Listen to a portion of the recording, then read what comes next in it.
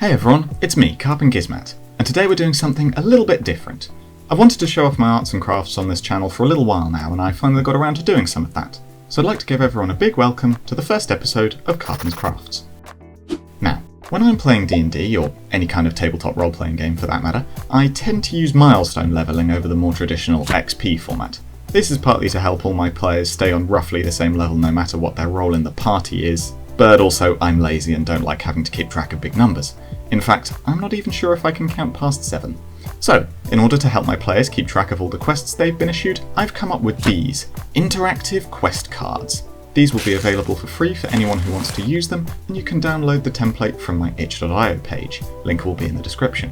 They're not even exclusive to D&D either really. You could use them for GURPS, Vampire the Masquerade, Tactical Waifu, any TTRPG really. So let's take a little trip to the physical world so I can show you how to make them and how they work. I'd like to introduce everybody to the giant pair of hands that I use to manipulate 3D objects. Don't worry, they're domesticated and I have a license.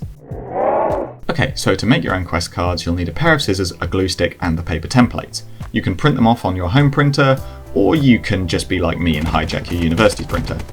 So, we'll start by cutting one of these quest cards out of the page along the solid line.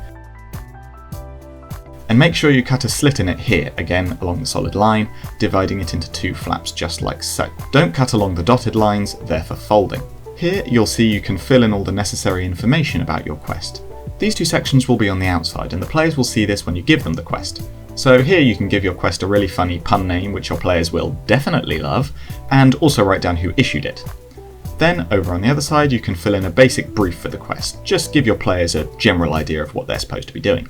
Now, let's flip the card around. These 2 sections, the outcomes and rewards, will end up on the inside and will only be seen once the players have successfully completed the quest, and we can fill these in too. Now that all the crucial info is filled in, we can go ahead and seal up the card. What you'll want to do is fold both sections over along this dotted line that runs lengthways, and then just run the back of your nail along them to make sure you get a proper crease. Then, fold the whole thing in half along this dotted line that divides it widthways so that the outcome and reward sections are face to face on the inside, and once again, make sure it's properly creased. Now you'll want to glue down both of these flaps so that they're back to back and that there's a kind of hinge in the middle of the card that divides it in half.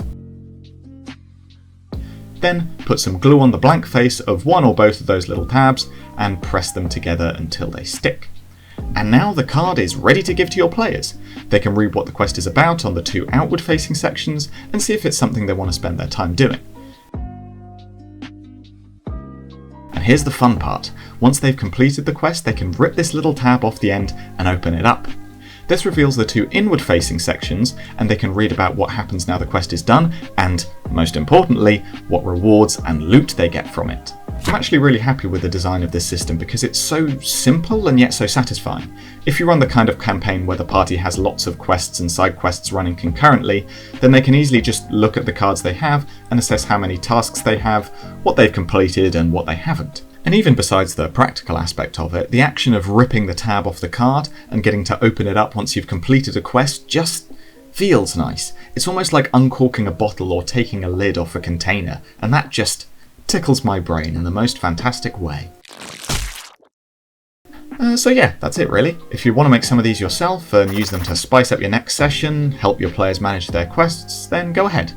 Feel free to comment your feedback on the design and how well the system worked for you. I'm trying something a little bit different here and a bit out of my comfort zone when it comes to my content. So if you thought it was good, why not drop me a like and tell me if you want to see more of my little crafts.